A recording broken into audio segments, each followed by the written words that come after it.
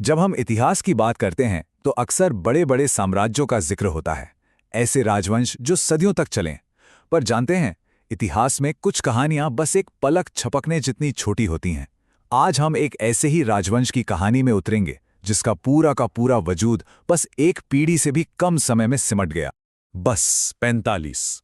ये कोई आम नंबर नहीं है। ये एक पूरे राजवंश, एक पूरे साम्राज्य के शुरू होने से लेकर खत्म होने तक के कुल साल हैं। जरा सोचिए, एक साम्राज्य का बनना और मिट जाना सिर्फ 45 सालों के अंदर।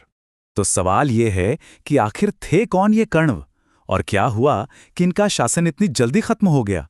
चलिए आज प्राचीन भारत के इसी छोटे से पर दिलचस्प अध्याय के पन्ने पलटते हैं। तो हर कहानी की तरह इसकी भी एक शुरुआत है, एक समय और एक जगह। कण्व राजवंश की कहानी भले ही इतिहास के मंच पर बहुत छोटी रही हो, पर इसकी भी एक शुरुआत तो थी। इनका सफर 75 ईसा पूर्व में शुरू होता है और 30 ईसा पूर्व आते आते खत्म। ये वो दौर था जब मौर्य साम्राज्य ढह चुका था और पूरे भारत में एक तरह की राजनीतिक उथल-पुथल थी। तो इतिहास के इस विशाल समंदर में कण्वों का शासन सच में एक छोटी सी लहर जैसा था, जो आई और चली गई। और सबसे कमाल की बात तो यह है, इस पूरे राजवंश की 45 साल की कहानी की जानकारी हमें बस इस एक छोटे से लेख से मिलती है। ये हमें बताता है कि कैसे इतिहास की बड़ी बड़ी घटनाएं भी कभी-कभी बस कुछ लाइनों में सिमट कर रह जाती हैं। तो ये कहानी शुरू कैसे हुई? हर राजवंश की तरह इसकी भी शुरुआत एक ही इंसान से हुई। चलिए मिलते हैं इसके संस्थापक से। इस राजवंश की नींव रखने वाले का नाम था वासुदेव कण्व। जैसा कि अक्सर होता है, इतिहास में बड़े बदलाव एक महत्वाकांक्षी इंसान से ही शुरू होते हैं, और कण्वों की कहानी में वो इंसान वासुदेव ही थे।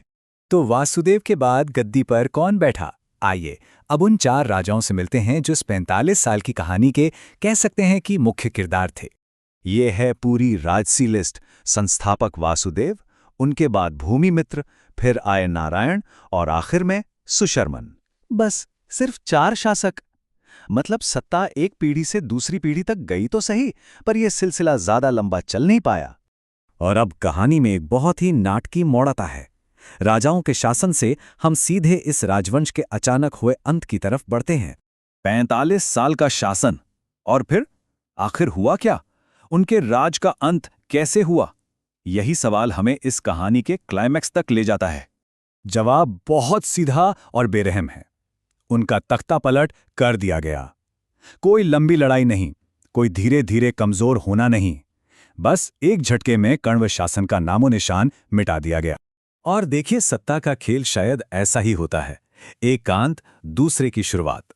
कण्वों की जगह ली एक नई शक्ति ने, आंध्रभृत्यों ने। इन्हें हम सातवाहन के नाम से भी जानते हैं।